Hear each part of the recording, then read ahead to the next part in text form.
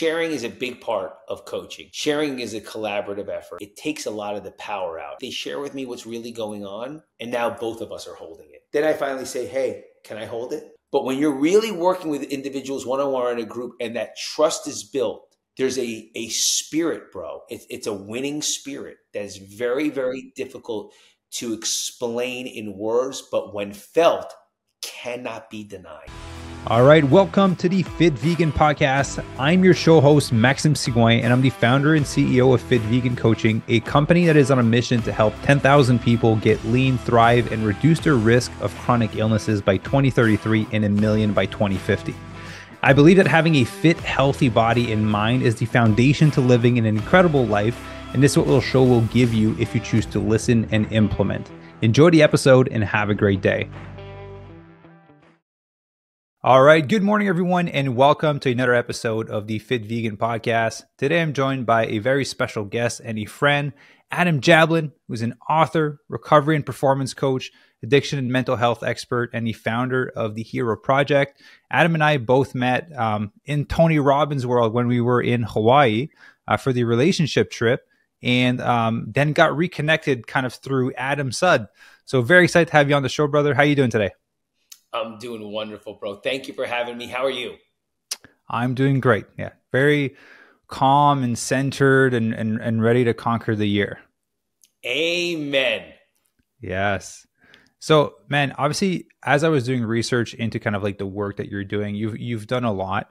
But before I get into it, like I want to know what brought you into the Tony Robbins world, because that's kind of where we connected in the first place. We just kind of like passed each other when we were in the gym. I was like, that's another super fit guy. I'm like, we got to talk to him. Absolutely. Absolutely. I was working with a coach, going through a painful time in my life, helping a bunch of people, but going through a painful time in my life. And she was able to get one of those pink, where you're in Tony's pod, you know what I mean? Yeah. So I'm in Tony's personal pod, and I'm meeting a bunch of people, and there were some interesting connections between me and Sage. And then I had a brother there that I didn't even know he was in that was a lion. Okay. And he just kept kind of reinforcing it. Now I kind of, just so you know, I went in, I was not Mr. Tony. This is how my brain works. Okay. Everybody's wearing the same fucking hat. Yeah. You know what I mean? What is this guy selling? What is going on here? You know what I mean? It's that alcoholic addict, keep me safe. I'm not buying into the hoopla thing. And then Tony came on and I was mesmerized. And everything he said fit and made sense. Mm-hmm. Everything. I couldn't find a loophole in anything. And the energy was contagious. And, you could say I went from being a non-believer to a believer. And it also allowed me to see, A, how far I had come, and B, how far I have to go. It allowed me to see where my expertise was, and also how much more amazing information there is to learn to help people. Yeah. And that was it, brother. That was it. That was the start of it. So, funny question, but how many hats do you have now that everyone's wearing? Well, I have I have 6 of them. I'm still Adam, so I give them out. You know what I mean? I give them out. But it's an honor to know them. It's an honor to be associated with that world. It's an honor to learn from the Michael Jordan of personal development. Yeah, and I can't stress his teachings enough. Yeah, he just has that presence when he comes out. You just want to listen, and he has such a way of saying it that the words connect so deeply when you don't expect that they would. Because I'm a very calm person, and then to go there and fist bump and jump everywhere, I didn't think it would be for me. But eventually, you kind of you warm up to it, and then you understand why it takes place. Yeah, I am not a calm person, right? No, but I am. I was skeptic. I was a Yeah. skeptic. I was like, what is all of this about? What is the freaking hype about? Give me a break. People, Team Tony, and this guy's orange, and and people wearing capes, but what I learned is I don't know what I don't know. Yeah. I don't know. And every single time I'm in that environment or around him, there's some nugget that I get. And by the way, a lot of the times it's not the core principles that he's teaching. Yeah. It's just some story. It's something that he shares that I go, that I'm stealing. That really hit home. Yeah. Well, I definitely want to talk about, like, obviously Tony's been a great help in helping you in your journey, but you also do a lot of work for other people, right? You do a lot of incredible work in the addiction space, in the mental health space, in the performance space. Before we dive into the work that you do, like, everyone has a story of how they end up there. No one wants to serve as much if they didn't go through something. So what's kind of the story that brought you to want to serve people in the world in that way? Bro, thank you for asking. I don't want to be too long-winded, but We got July time. This 4th, podcast. yeah, yeah. July 14th, 2006 was the day that my hero was born. It was the day of my intervention, and it was the day that I surrendered. And I went to rehab. And that was the pivot in my life that went from a guy that was all about how I look, how I sound, my image, my money in the bank, the girl, the kid, the company, all about the external, to learning about how to be intrinsic, how to have a relationship with God, and what this spiritual life was all about, especially in recovery. Alcohol back in the day was called spirits. It was Yeah. called spirits, bro. As a matter of fact, where I grew up in Tenafly, New Jersey, the store used to be called Fine Wine and Spirits.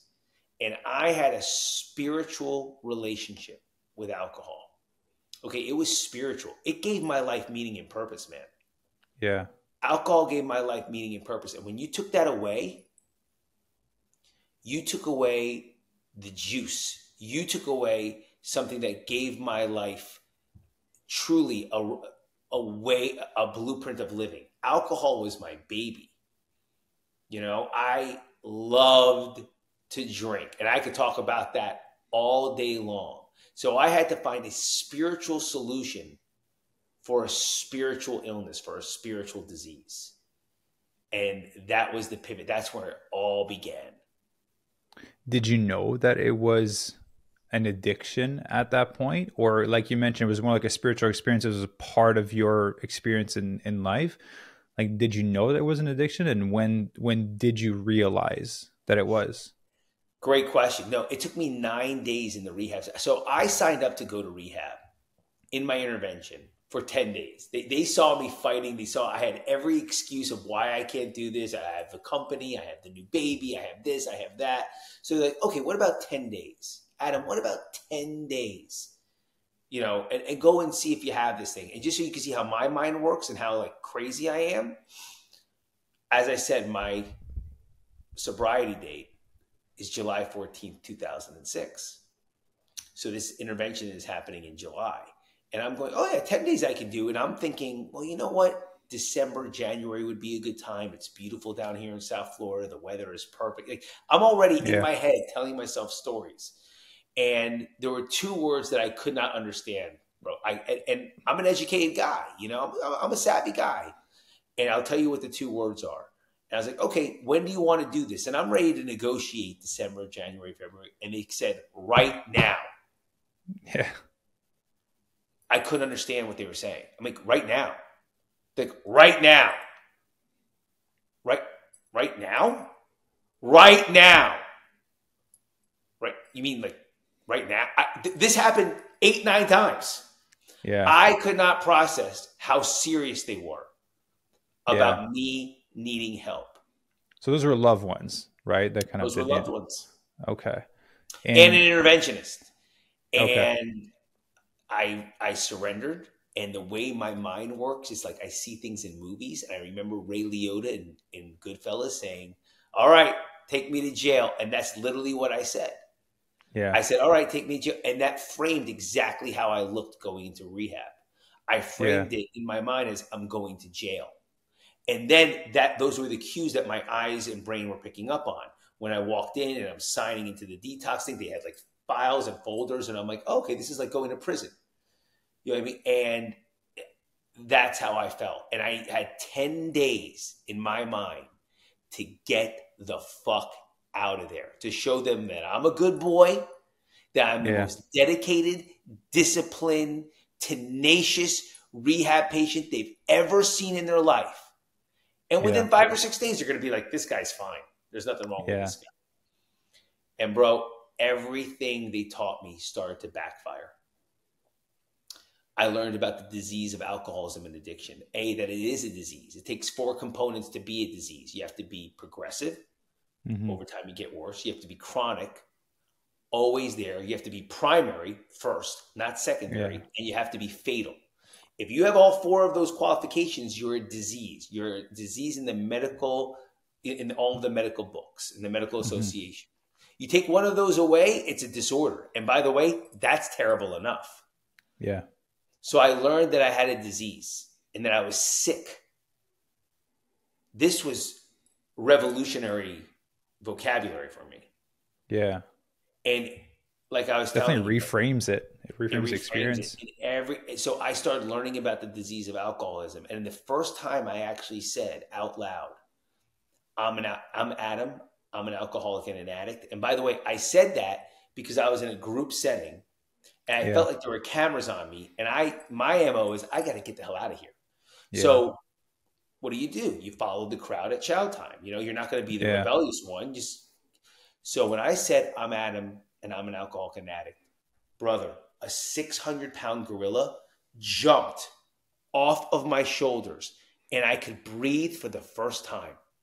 I was like, and everything made sense. Have you ever seen the movie The Sixth Sense with Bruce Willis? Yeah.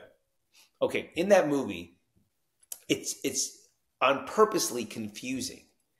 And in the end, he realizes that he's dead. And everything that he experienced now makes sense. Well, when I said I'm an alcoholic and addict, all of a sudden I was like, oh, that's why I got a DUI in college. That's why I've written my wife over 30 letters that I'll stop drinking. That's why I ran over the mailbox. That's why I almost slipped down the steps with my daughter, after giving her a bath. Like, I was like, oh my God, I'm an alcoholic. I can't stop drinking. And then within 1 second, bro, after that relief, my brain went to, now what? Yeah. How do I live? How do I watch football with my dad? How do I see the boys? How do I entertain clients at dinner? Yeah.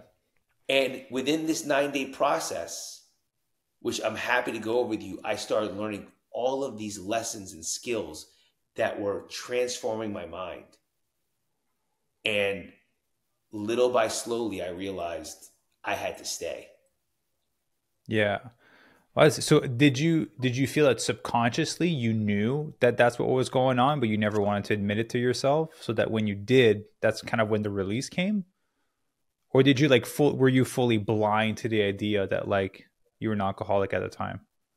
I knew I was an extreme guy, but my definitions were all whacked. So I really didn't know, because to me, an alcoholic is a bum in the middle of Manhattan that hasn't showered in 6 months, petting a cat that's not there, mumbling to himself with a brown bag. Yeah. An addict is like Chris Rock's Pookie in New Jack City, always shooting dope. You know what I mean? So I didn't match these definitions that I had. Because you had a successful life. You were still operating. I was still operating. Yeah. Was it ritual? Was it functional alcoholic, I think? Is that how you labeled it? But and then what I have fun with now is I look back on it and I'm like, was I really that functional? It seemed like it at the time. Yeah, exactly. So I could say to you honestly, I did not know. I did not know what I was. I knew I was extreme in every area. As a matter of fact, I wonder if I have it here. The name of my book that went #1 who was a New York Times bestseller, is Lotsaholic. They titled me that. They called me Lotsaholic because everything I do a lot. Everything. Exercise, running, nutrition. It's more.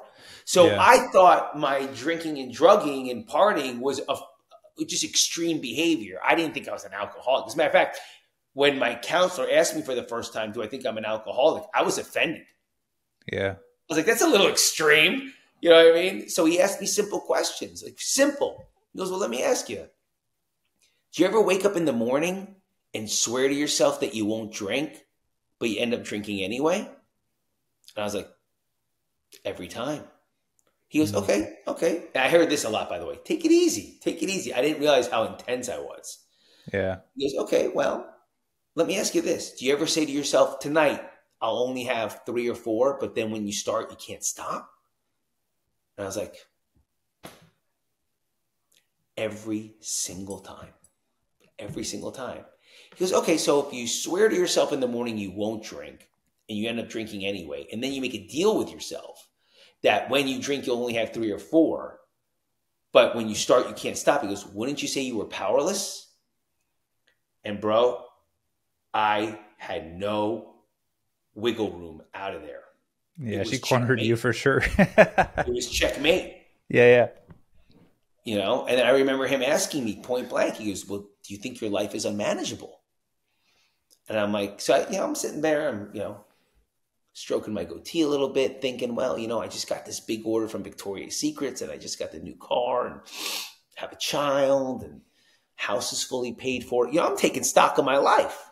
Yeah. And all of a sudden, he slams on the table and looks at me. Adam, you're in rehab. Right? I look down, I'm in slippers, Yeah. And I'm like, yeah, I guess my life is unmanageable. So that's who I was. I was Captain Denial. Yeah. Damn. So if you don't mind me asking, because I know we talked previously on a call that you kind of had to take over the business and that made you really busy from the start. You had to manage a lot of people. Did it start from like having to handle stress, or did it start in the earlier days, kind of the alcohol? Just because I've worked with a few people throughout our coaching programs that kind of same thing as you. They discovered that they were alcoholics and they didn't know that it was an issue. And so I know that stories is very powerful. So if there's someone listening that can kind of be like, oh shit, I am doing the same thing that Adam was doing before, It's like, where did it kind of start for you? And thank you. I definitely think the career and the pressure was just more fuel on the fire, but it was always there, bro. I mean, listen. Okay. Growing up, I was the fat kid. I was the heavy kid. My dad used to call me El Chubbo, not mean to hurt my feelings, but yeah. And call me Chunky Monkey when I was bulking. Chunky Monkey, I get it. Yeah. And this is also the guy that showed me Rocky 3 for the first time when I was 10 years old. And I was like, literally a thought was in my head. Well, if I could look like that, all my problems would go away. That's literally the thought that came in, that exact thought. Yeah. We moved down to Boca Raton, Florida when I'm about 10, 11 years old, where you can have your shirt off every day and be at the beach and be at the pool. I used to go swimming with a t-shirt on. It was still sucked to my fat. And I hated the way I looked and I hated the way I felt. And now hormones are coming in. I'm sweating a lot. I remember a girl teasing me. And I just remember I made a decision that I wasn't going to look like this anymore. I was going to be this guy anymore. And my mom stopped, taking me to McDonald's every day and getting me 6-piece chicken McNugget and French fries and a Coke. I started eating grilled chicken breasts and apples. And it wasn't like today's day and age, dude. Like my parents bought me a weight set and they would buy me Muscle and Fitness and Flex Magazine and Arnold Schwarzenegger's Encyclopedia of Bodybuilding. And I would mimic these workouts. But little by slowly, the body, I apologize, I'm dealing with a little like allergies or something, but little by slowly, the body started changing. In 4 short years, I went from the fattest kid in the class to the best built kid in the class. I went from kids teasing me, yo, Adam, how many Oreos did you eat last night? To, hey, man, how much can you bench press? The girls liked me. Everything changed on the outside, bro. Everything changed but me. But now, with the new body came new skills. Yeah. And I was able to hang and play with the older kids. And there's something about when you're growing up, especially in the 80s and 90s, when you're hanging out with older kids, you just seem cooler. They have more freedom. They just see, you just seem more like accepted. You're getting more approval. Yeah. And all I remember is it was after practice or after a workout, and we have drinks, they have beers and joint. And I remember them passing the drink, and I took a swig, and it fixed something inside of me, brother, that I did not know was broken. It fixed it. And now that fat, insecure class clown laugh with me instead of laughing at me guy went down, and a confident, cool guy came up, and my insides matched my outsides. Yeah. I was like, whoa, look at this. I became the life of the party, and I dedicated my life to that feeling. Right? I was the first kid in high school with a fake driver's license. I went to Arizona State University because it was the #1 party school in the country in Playboy magazine and Penthouse. I went there, and it was, and I dominated there. So it was always, I'm giving you a very long explanation to, it wasn't work. Yeah. It was this insecure, afraid little boy that needed to calm down and needed that voice to go away.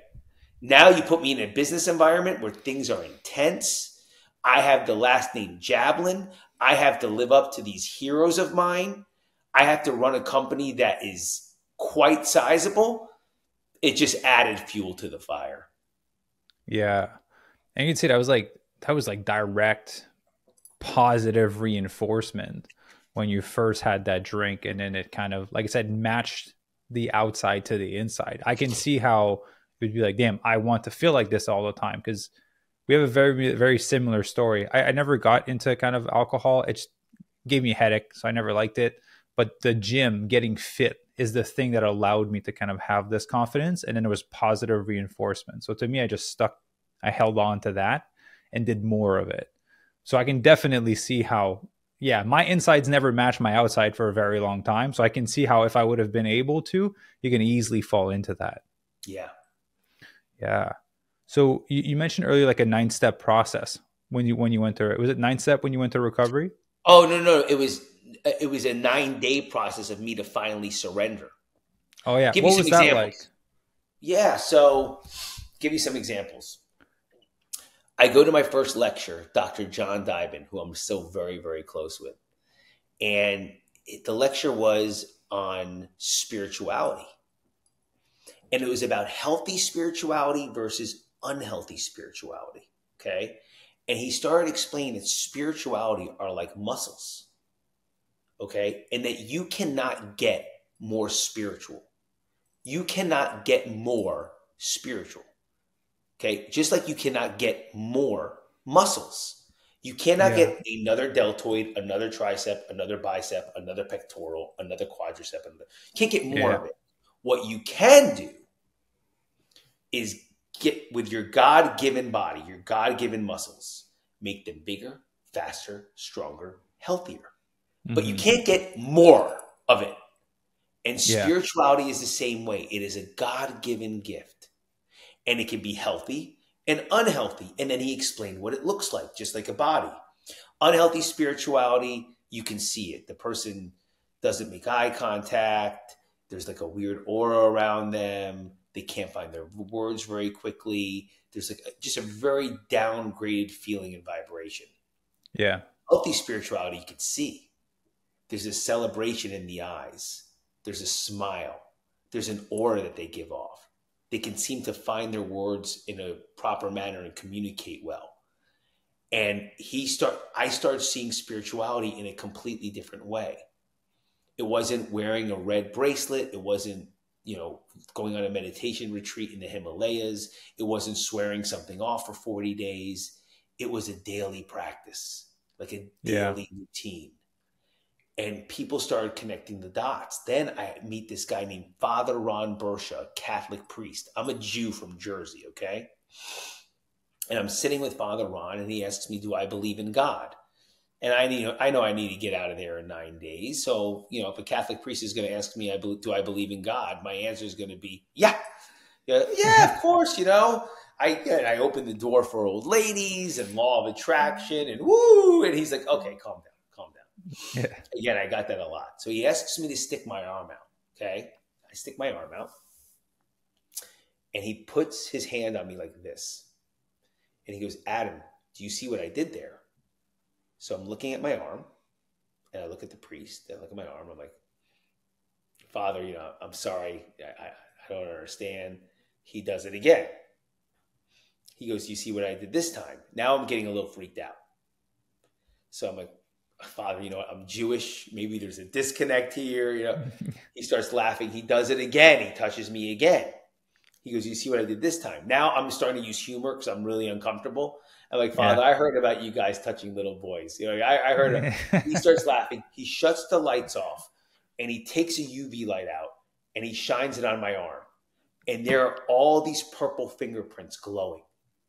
Yeah. All in the dark. And he goes, do you think that you can believe in a power that's been all around you that you can't see, taste, touch, none of the 5 basic senses, that's been guiding you, protecting you, and brought you here to me today? And I'm looking at the fingerprints glowing. They weren't there a second. I'm like, Father, I can believe. He turns the lights back on. They disappear. I'm like, do it again. Like it's a magic trick, right? Yeah. And this Catholic priest took this Jew from Jersey and downloaded him into the Matrix. These were the things that were happening to me. The last exercise I had to do was I had to tell my story in front of these 30, 40 alcoholic addict guys that I felt so different from, bro. They don't work out. This guy's smoking meth. This guy's smoking crack.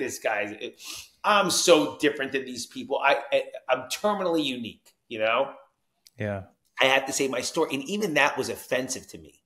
When they said, you have to tell your story, I'm like, my story? My story? I'm like, what's your fucking story? I didn't talk like this. You know what I mean? I didn't have this recovery, personal development language, know your story. I didn't talk like this. I was a kid from Jersey. What's my fucking story? Yo, what's your fucking story? Like, I don't use these words. So I say my story and I say everything that I just told you about, the young kid, being fat, moving down here, changing my body, hanging with the older kids, starting to drink, starting to drug, Arizona State. Dude, I end my talk and these 40 guys stand up and like I was Tony. And they're just riding me and cheering me on. And, oh, my, woo, Adam, yeah, you know what I mean? And identifying with me, relating with me. I was the skinny kid. I went to Ohio State. I got a DUI, right? And I'm like, oh, shit, this is not good. Like, these people relate to me. Yeah. This is not good. That night, I had my spiritual awakening. I've never been the same. But, brother, it didn't come to me in a white light experience. I had the most severe panic attack in the world. My blood pressure was over 180. A part of me was dying. I went to the nurse's station. My roommates demanded that I go to the nurse's station. I was shivering. My everything was bright red. Something was wrong. And I sat there. They're taking my blood pressure. They're telling me to calm down. I'm like, I can't calm down. You know, they gave me a paper bag to breathe in. I've never been so offended in my life. I'm like, a paper bag? I'm like, you got to give me a Xanax or a Visceral, one of those pills back there. And they said, nope, this is it. This is it. This is your moment. No more pills. They're like, what's wrong? And I'm like, I think all of this is real. I think what you're teaching me is real. And I think I have to stay. And they're like, so what's wrong with that? I'm like, well, I told everybody I'd be out in 10 days. Again, always worried about what other people are thinking about me. Yeah. They're like, well, why don't you just call your wife and tell her? I run to the phone. I'm in a rehab center, so they protect the numbers. It's 5 o'clock in the morning, right? I'm something's not right with me, but something's starting to calm down. I'm like, listen, I got to talk to you. And she's like, is everything okay? Is everything okay? I'm like, are you sitting down? And she's like, sitting down? She's like, it's 5 o'clock in the morning. You woke me up. You woke the baby up. What's going on? She thinks I got stabbed or something. I'm like, listen, I have some really bad news.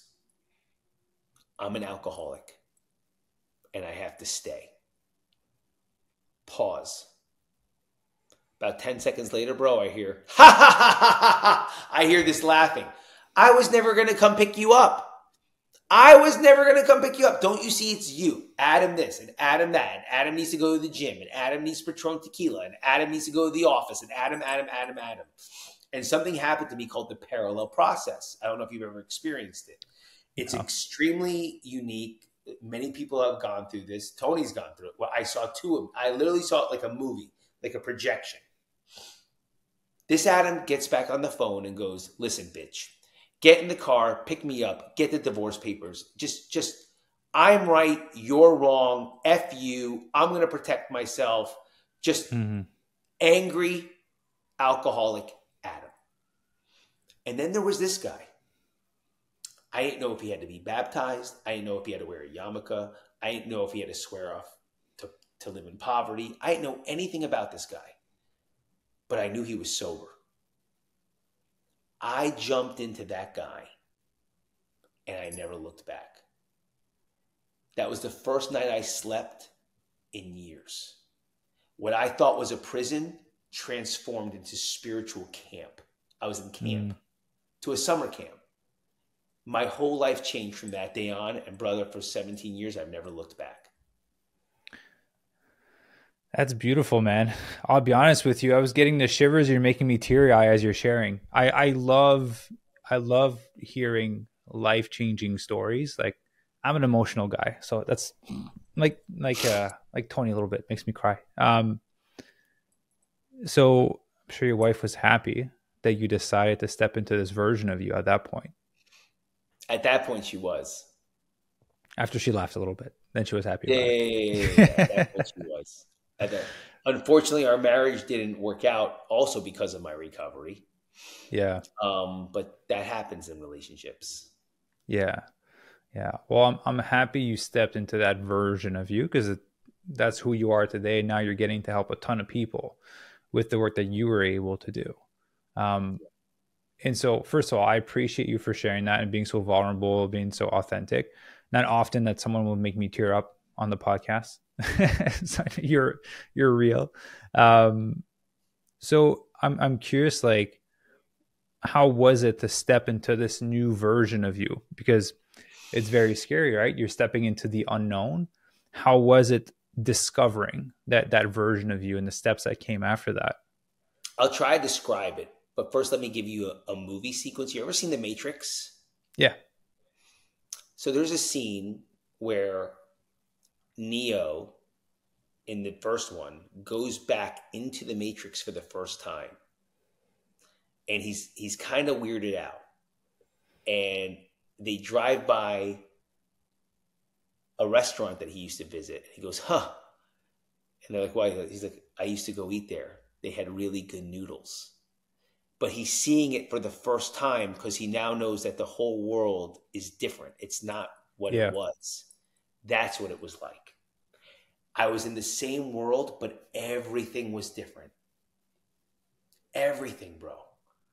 You know what I mean? I would see an advertisement for alcohol and I would just like stay clear away. You know what I mean? Yeah. I did not want to go to the pharmacy ever. I didn't want to go to the pharmacy. I didn't trust myself yet.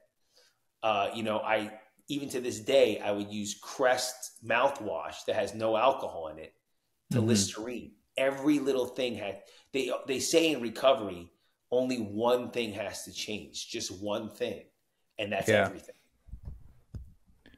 And that's what happened. Everything changed. How did you stay consistent with that? Because a lot of people want, like, again, we're recording this closer to kind of New Year's, and a lot of people want to make major changes in their life. And it's one thing to have the shift in perspective, the epiphany, the like, oh, I get to step into this new version of me. But how were you able to stick to it in the long haul? Because how many years has it been now since that moment? 17. It's been like 17 years. Yeah. So what allowed you to stick with it? Well, a few things, and then I'll end with the main one. There were daily disciplines and daily practices that I did. I would make a recovery meeting every day. I would pray 3 times a day. I would study literature. I would speak with my mentor. I would really get into the inside job, the inside work of Adam Jablin. And I Yeah. would do a lot of service and help a lot of people, bro. A lot of people. But the thing that really has sustained me and is the main part is my relationship with God. It's my relationship with a higher power. That is the one thing that keeps me away from a drink or a drug. It's Yeah. that relationship. That's beautiful. And so you nurture that every single day. I nurture it every single day, multiple times a day. It is the most important relationship I have in my life. And without that, and without my recovery, I have no other relationships. Trust me. Yeah. You will not want to be with Adam, the maniac. And is that a part of like the center of all the work that you do now? It is. It is. Now, when I'm coaching people or helping people, I have to be very, very sensitive to where they're at, especially within their spirituality. So I come at it in a different way, a little bit more like, if you know basketball, the way Phil Jackson is with Zen Buddhism and his spiritual practices to the Chicago Bulls and the Los Angeles Lakers. You don't push your spiritual beliefs on somebody, but what you do is you allow them to adopt a different philosophy. And from somebody, let's say number 23 or number 8, dominating the ball and everybody playing around them, you learn a triangle system and you teach them how to trust their teammates, how to play within a system, how to let go, how to not force your way, always force your way to the hole, force your way in your job, force your way in this life, but you allow things to happen to you. And then what happens is through me leading by example, B, demonstrating how this works in their own life, and then C, their experience as they start to win, they adopt these principles as their own. I don't care if they use the word God, because I'll be honest with you, I use the word God because that's the word that was taught to me. It was in the Old Testament. It was in the New Testament. It was in my recovery literature. It is a word that I'm familiar with when you use this power. There are many parts of the world that do not use the G word. So the word is not what I'm focused on. It's the feeling and the experience. Yeah. And so I want to make a transition from that to kind of the hero project and then kind of dive more into it, because that's how you get to help people. So how was the hero project started and when did it start? So the hero project really was starting to form even in my early recovery, helping people. But as a company, it was really, really formed 2020. Okay. And it was as we sold our family business, I remember going to my mentor and saying, what am I going to do now? Like, what am I going to do? Like, I know how to manufacture and make lace, women's intimate apparel, Victoria's Secrets, La Perla, Hanky Panky, Hanes brand. You know what I mean? I know about nylon. I know about polyester. I know about rayon. I know about gauges in the machine. I know how to run one operation with 3 8-hour shifts. I know how to run another operation with 2 12-hour shifts. I know when to give overtime. I know how to use the forklift. I know how to bring in the inventory. I know how to ship the goods. I know how to do the clerical work. I know the design department. I know how to run an empire. What am I going to do now? And he looked at me like I was crazy. And he's like, what are you talking about? You're going to be Adam Jablin. You're going to influence people's thoughts to a higher reality. You're going to help people. That's what you're all about. So I'm sure you may notice, but my whole life, look, like the way people were with Tony or the way I am with Dion and Tony, like with my Dion, there was always one thing, one person that I always wanted to be ever since I was born and put in his t-shirt. So the day I'm born, the day I was born, first day, May 19th, 1976, the picture of me, my mother holding me, I have an S. I knew I wanted to help people. I knew that recovery is its own thing. But I knew that not everybody also wants to get sober. I knew people want to be heroic. Mm-hmm. I knew people wanted to leave some sort of old life. In the hero's journey, if you think about it, that is what's happening in every story. You're separating from an old life. You're separating from Krypton. You're separating from what you thought the Matrix was. You're separating from Tatooine as Luke Skywalker. You go on this journey. You're separating from a pain. You're separating from alcohol. You're separating from drugs. You're separating from the old job, separating from the old marriage. But then there's an initiation process where you learn Kung Fu, where you realize you're from a different planet and you have all these powers. You go learn, train to be a ninja before you put a bat costume on. An old wise mentor teaches you how to use the Force. There's an initiation process where you go through and you learn all these new skills. But every real hero doesn't go, okay, now I'm the star, I'm out. Yeah. There's a return home. There's a separation, an initiation, and a return home. And I saw the circle in every single thing I've ever done in my life and every single person I've ever helped and in running an empire. A separation, an initiation, return. So it was time for me to start my own my own thing. I started, dude, I love teaching people this because it's this basic.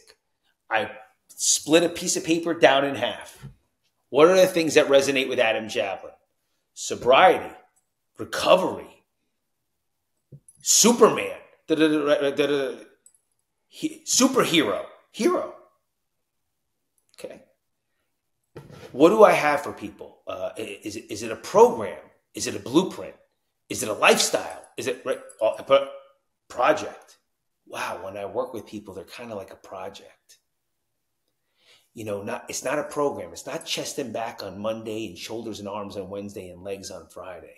It's not 12 steps. Each individual has their own set of unique skills, ideas, and influences. They're projects. It's like building a house. I like it. Boom. And so when you work with people, what are some of the ones that obviously you're comfortable sharing that you see the most often, that the common obstacles that people are dealing with, and how do most people overcome them? I know it's very unique to each individual, but I'm hoping we can hit a few of them that people listening might be able to resonate to. Some of the obstacles, the most common obstacles?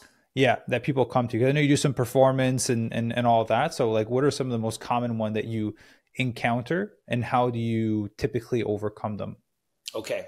So one of the main obstacles that I always see is the story that they're identified with. Okay. They're identified with the story, and it's real, bro. It's real. So we're not going to, I'm not Tony, and we're not going to change the story like that. Okay. We're actually going to acknowledge the origin story. Okay. That's where you were in Krypton. That's your Gotham City. Okay. That's you before the spider bit you. Okay. I get it. I really listen. I'm listening to the causes and conditions of why they are who they are. Mm-hmm. Their birthday, their mom, their dad, what it was like in kindergarten through 5th grade. Were they the fat kid? Were they the skinny kid? Were they popular? Were they unpopular? Were they a good athlete? Did they like video games? Middle school, what it was like when they got testosterone, estrogen, they started to get taller, or they didn't get it yet. You know what I mean? Again, did they get their first kiss? Did they like the opposite sex? Did they try their first, smoke a pot or a drink? High school. What was that like? Everything changes. Were you an athlete? All the same question. I get to really find out the origin story of who my client is, and then we start destroying the denial. What are they denying? What are they saying is true that's not really true? Yeah. Right? And once I allow them to really adopt their origin story, I allow them to see what a world of potential they have is. And I speak to them. Now that I know them, I have a common language. Yeah. With you, I could speak bodybuilding, triathlons, going from 6 small meals a day to a vegan fit day. I can speak your language like that. Now, people are coming to you for that. People are coming to me. I got to learn their language. Yeah. They're not going to learn my language. But now I know how to talk to them. Now I know how to talk to them. So what's driving them? Where do they want to go? What is their mission and purpose? Where do we have to shift? And by the way, what are they doing that they want to stop doing? Yeah. And what are they not doing that they would like to do? And those flip sides of the coin, bro, give me so much power to help my client. What behavior are you doing that you are dying to stop? And what are you dying to do that you're not doing? And there's a process of going through this journey with me. And when they come out the other end, dude, the S comes out. Superman comes out. That's or it. Superwoman. Yeah. That's it. So they're a new person. So what are, like, obviously I know it's unique to the individual, but what are tools that people can use, just like one quick tool that people can use to have a greater understanding to stop doing the things that they don't want to do and to do the things that they want to do? Because again, being in the fitness space and helping people transform, people know they need to exercise. People know that they need to not eat shit food and eat healthy food, right? But then people don't do it. And so what is a little like shift in perspective or mindset that people can adopt? Yeah. So one of, it's interesting. I want you to know that anything I say is not going to be so revolutionary. Okay. Tony, even still takes a lot of the basics from Jesus himself. You know what I mean? Yeah. Nothing is that, you know what I mean? So if you take Jesus and Jim Rohn and then you put it in a 6'8" guy with one of the most dynamic personalities, and then you just start adding in some athletic stuff and some financial stuff, you get this monstrosity of a guy. Yeah. You know what I mean? With the so a lot of people know what's going on inside, but they haven't looked at it. Yeah. And they need somebody to feel safe with. Safe is a very special word, bro. Safe. Mm-hmm. We're going to get that shit down on paper. And we're going to look at it. And we're not going to do anything cold turkey. You know what I mean? This is a no judgment zone. But we're going to look at it and how it's serving you and how it's not serving you. And we're going to make minor modifications. Example. Some of my clients in the very beginning, we're just going to walk 5,000 steps a day. Yeah. But I want that. I know what you want. Yeah.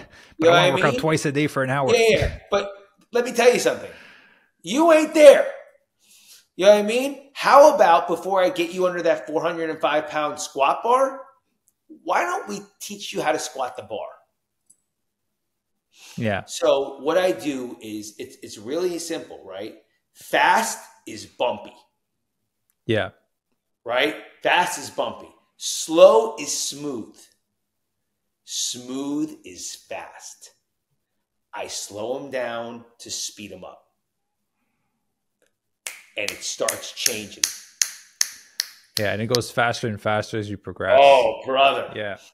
It goes faster and faster. And then as they start seeing more of the results that they knew were attainable, a trust is built and a little more skeletons come out of the attic. Yeah. And they start to have more confidence in their ability to do the thing that they say that they would do, which leads to them taking bigger and greater actions.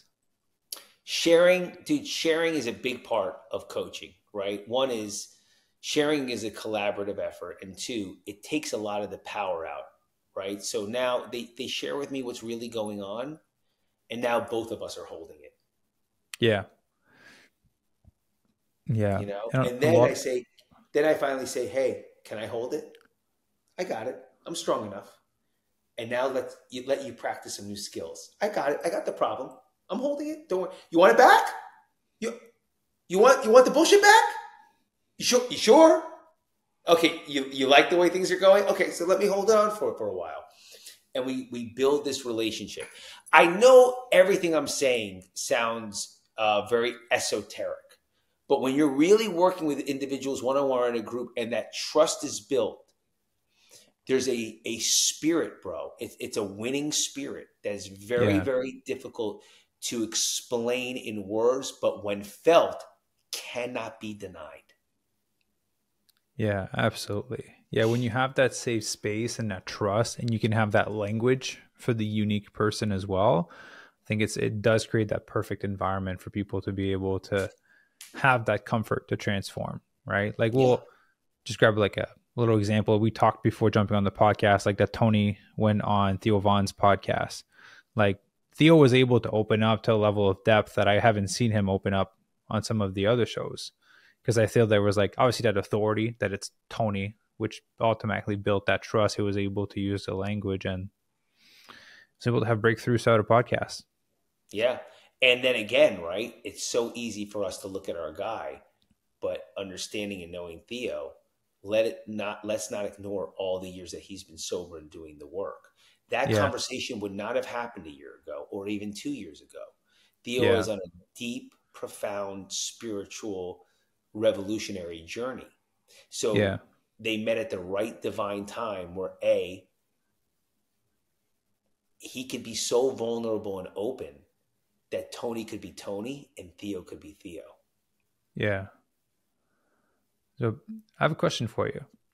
I watched a few pieces of content. Talk about living your best life.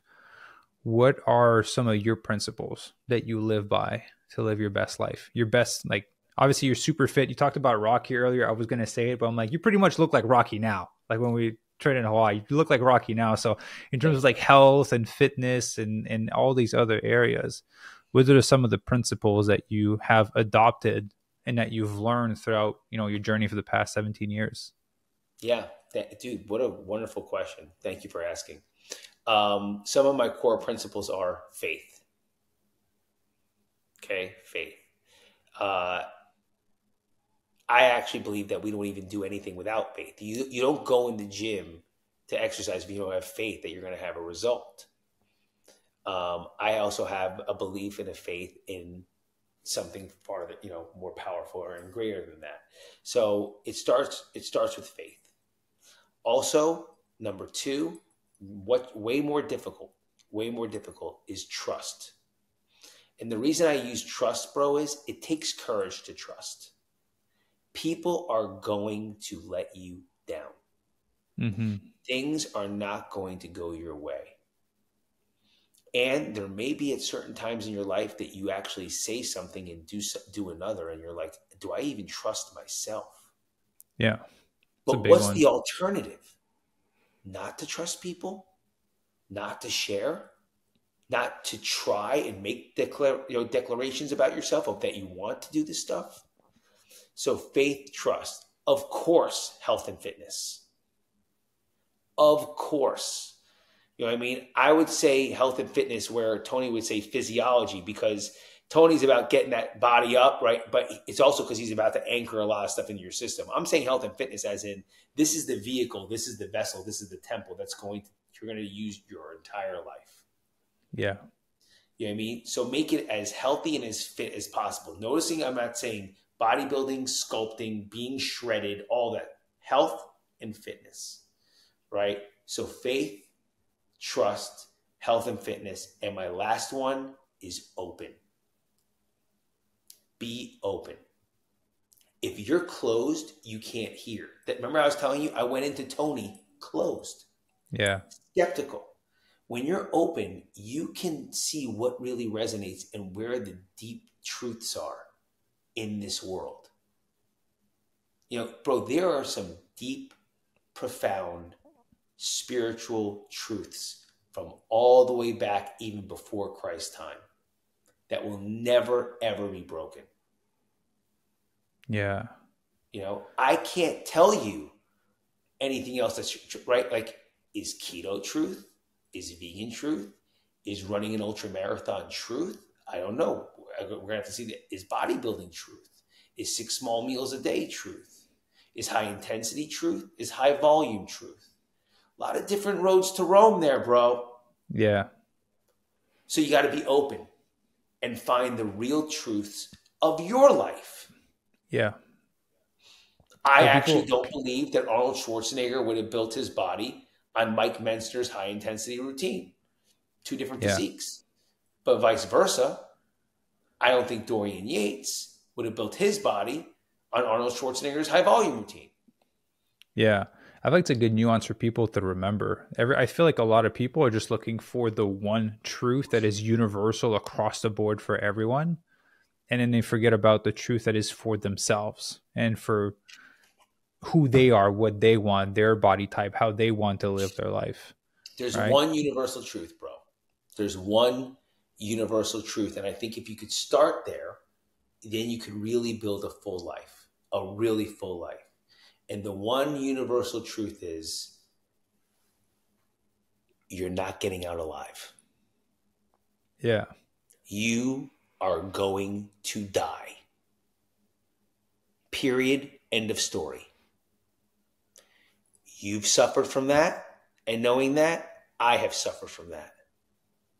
And if you can start from that place and know that time is so valuable and limited, and try to make this life count, because you just don't know when God says it's your expiration date. That is the one universal truth. Everything that has a beginning has an end. Yeah. It's funny you say that. I have that tattooed on my hand right beside my watch right here. It says, "You do?" It says, "Make time count." So as I look at the watch and I'm stressed and there's shit happening, lesson that I learned from my late partner was she was 39 when she passed away. I was like, it's not that life, bro, right? 47. It's not that necessarily life was short. It's just I wish I made time count more. Like there's so many times you're just sitting on the couch watching Netflix or on your phone and not having deeper conversations. And it's about seizing these moments while they're there. Definitely. That's why I take so many vacations now and so many trips because at the end of the day, those are the things I'm going to remember, not when I worked in between those two. Absolutely. Absolutely. Yeah. So I'd love to ask, like, what are some of the projects that you're working on right now that you're excited about, and how can people learn more about it and support you through it? Because I know you have a great Instagram page, which I'll definitely link below as well. Thank you. So something that I put out there for right now for dry January, and we may leave it free the whole time, is a program called Sober Curious. A lot of people are curious of sobriety and recovery. So we put a program out there of what that would be like and what it could look like if they want to dibble and dabble in trying a sober life or a life that without a substance that they want to let go of. It doesn't necessarily have to be alcohol and drugs. It could be porn, gambling, whatever addiction they have. Be food. As well. I'm really excited to launch the Hero Coaching Certification that's accredited. What I, again, had to learn what that is, you got to slow down to speed up. So the course is ready. We even teased it a little bit, and we got a lot of great feedback from the teasing of it. But there has to be a launch that makes sense, that actually gets people, you want people to really bite. I have a few groups coming out, which I call Alive and Align, where I do group coaching all at one time. I still love my one-on-ones. I have the Neuro Hero Conference, the set number 2. This one's going to be in Texas, coming out in April. I wonder if I have a copy of it here. But I have my book coming out with my mentor that we're really excited about. And it's like Weekend at Moy's. It's called Dion, the Rock and Roll Philosopher by Dion DiMucci and Adam Jablin. And this is my Jim Rohn. This is my guy. These are the principles that I live by. He's my spiritual father. They're making a Broadway play about his life called The Wanderer. He's a Rock and Roll Hall of Fame legend. And this book is going to be launched this year. Amazing people have written for it, from Bishop Barron, Bruce Springsteen, Bob Dylan, Stevie Van Zandt, Paul Simon have all written and contributed to our book. So I'm excited about that. And bro, to watch my children grow and to really take the Hero Project to where it's meant to be. to where it's meant to be. You know, my coach, he did something that scared the hell out of me, and it was the greatest compliment in the world. And he, you know, he's somebody that is in Tony's world. He's pretty amazing. And he started having me study the client ladder and the client systems of three of the biggest names out there, you know? And he was like, that's where you're going. So get ready. And it scared the hell out of me. Which is a good thing. Scared the hell out of me. It was the greatest compliment of where he sees what I could do for people and what the Hero Project can do. And it showed me how much more work I have to do. That's beautiful. Well, so what's the URL for it's at the project, theheroproject.com? Yeah, actually, you know what? That's great. I'm so happy you asked that. I actually have everything under adamjablin.com. Okay, Adam Jablin. Okay, so I will link everything down below for everyone listening, from your website to your Instagram page. And I know like all the courses and events that you have are on there as well. That'd be great, bro. Thank you so much. Yeah, you're welcome. Well, again, I really appreciate your honesty and vulnerability in your story. I know a lot of people will be able to relate to it. I related to a huge part of it, even though we have slightly different stories. And I know for a fact that there's specific people that I have in mind that will really appreciate the episode. So I hope those people reach out to you, and get to learn from you and get to be mentored and coached by you. I love the work that you're doing. I'm happy that we kind of got connected in a weird way through Adam Sudd. Yeah. And, awesome. Thank you, Adam. Yes. And I'll definitely, when I come down to Florida, get a workout in, or whenever you come up to LA. Yeah, dude, I'm going to be out in California on the 21st to the 23rd. Okay. Well, perfect. You know what? Adam Sudd's going to be in town as well. Are you guys going to be at the event together? No. Oh, he's going to be here the exact same date that you're here. That's so weird. Oh, okay. I got to reach out to him. Yeah. Okay. Well, we'll plan that after. But that's awesome. Massive thank you for coming on, everyone. Thank you very much for listening. If you enjoyed the episode, be sure to like it, subscribe, share it to people that would benefit from it, and we'll see you guys in the next episode. Bye.